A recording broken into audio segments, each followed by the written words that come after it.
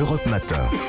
Dimitri Pavlenko. L'innovation à présent. Bonjour Anissa Mbida. Bonjour Dimitri, bonjour à tous. Alors après le deepfake vidéo où on s'approprie le visage de quelqu'un d'autre, vous nous annoncez ce matin le deepfake audio. Autrement dit, on va pouvoir parler avec la voix de n'importe qui. Oui, c'est une application qui s'appelle Voice Mode. Elle est redoutable et on va la tester en direct. Et vous allez voir, c'est une formidable avancée de l'intelligence artificielle, mais qui ne demande qu'à être détournée. Parce qu'au départ, c'était simplement pour faire des blagues. Écoutez, par exemple, je vais m'amuser à parler avec une voix de hamster. Bonjour Dimitri. Vous voulez un peu d'hélium? On dirait que vous avez pris de l'hélium. Vous entendez? Ça fonctionne. En plus, en temps réel. Donc ça peut être très drôle comme ça, mais on ne trompera jamais personne. Mais ça, c'était avant. Parce que désormais, on peut prendre la voix d'autres personnes. Et là, ça devient beaucoup plus intéressant. Parce que là, je vais parler, par exemple, avec une voix qui n'est pas la mienne. Bonjour. Bonjour Dimitri. Merci de ce observateur. Vous pouvez avoir d'autres questions. Notre stratégie se décline en 4 ans. La numéro 1, la numéro 2. C'est assez perturbant quand Autre même. exemple, maintenant, je suis un petit garçon. Imaginez que je suis un petit garçon. Je suis capacité pour ma mère en prenant la voix de l'histoire. Écoutez, bonjour madame fils.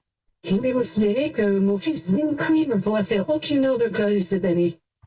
C'est pas évident que c'est quand même un peu robotique. Voilà, l'application est encore en bêta, en test, comme on dit, donc c'est pas parfait, il y a quelques petits ratés, mais on quand même avouer qu'on pourrait déjà facilement tromper quelqu'un au téléphone. Dites-moi, ce gentil hamster, cette brave dame et ce bon monsieur, ce sont les voix de qui, ça? Alors aujourd'hui, c'est uniquement des voix d'inconnus, mais il y a encore quelques jours, on pouvait parler avec la voix de Morgan Freeman, l'acteur américain. Alors depuis, elle a été retirée, la voix a été retirée parce que c'est là le problème de cette technologie. On pourrait piquer la voix de n'importe qui et lui faire dire n'importe quoi. On pourrait tout aussi bien chanter des chansons inédites avec des voix d'artistes décédés.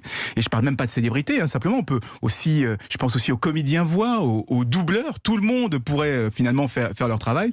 Et le pire, c'est que vous imaginez, on pourrait cloner la voix d'un patron.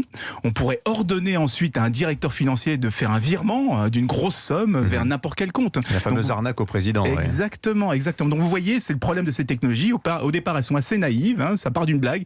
Mais très rapidement, on se rend compte qu'on a ouvert une boîte de Pandore. Voilà, ça s'appelle Voice Mode, donc c'est pour s'amuser. C'est que pour s'amuser, rien d'autre. C'est pas pour justifier des absences à l'école. Merci beaucoup Anissa Mbida. 6h52. Europe Matin. Le journal permanent sur Europe 1, Alban Le Prince. En France, premier week-end de départ en vacances et déjà des bouchons à prévoir. Bison futé hisse le drapeau orange sur toute la France. C'est même rouge en région parisienne et Auvergne-Rhône-Alpes, orange également dans le sens des retours sur le sud-est. Pour donner le coup d'envoi de ces grandes vacances, Clément Beaune, ministre des Transports, sera à la gare de Lyon ce matin. Et puis le feu globalement stabilisé dans le Gard ce matin où un méga incendie s'est déclenché hier après-midi. Il a déjà parcouru environ 700 hectares. Caroline Cayeux, ministre des collectivités territoriales, s'est rendue cette nuit en urgence sur place. Today I'm announcing the United States. Ja, vielleicht, das ist eine spannende.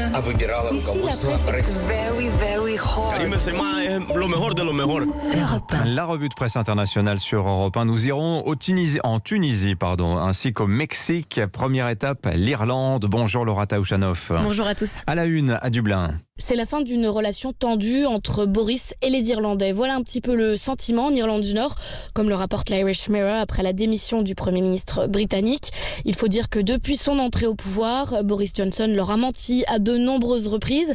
Il faudra me passer sur le corps, disait-il encore en août 2020, promettant qu'il n'y aurait jamais de frontière entre l'Irlande du Nord et la Grande-Bretagne après le Brexit.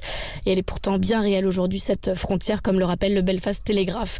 Mais ce n'est pas tout, poursuit le journal. Cette défiance s'explique aussi par ce projet de loi très controversé sur l'héritage de la guerre civile.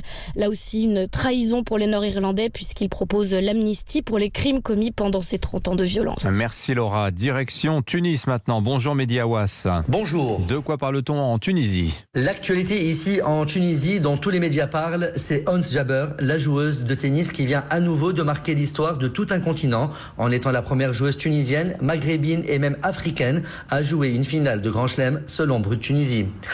Ons Jabeur, une fierté nationale, s'est qualifiée pour la finale du tournoi de Wimbledon. Ce jeudi, elle a éliminé l'Allemande Tatiana Maria en 3-7, 6-2, 3-6 et 6-1, d'après la radio Shams FM.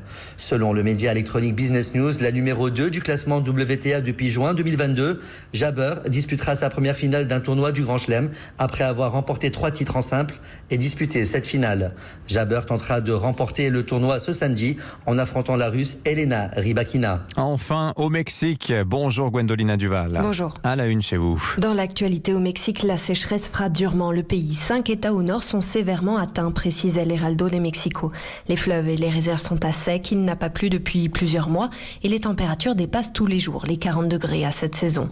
À Monterrey, la deuxième ville du pays, l'eau est coupée plusieurs heures par jour, raconte Animal Politico.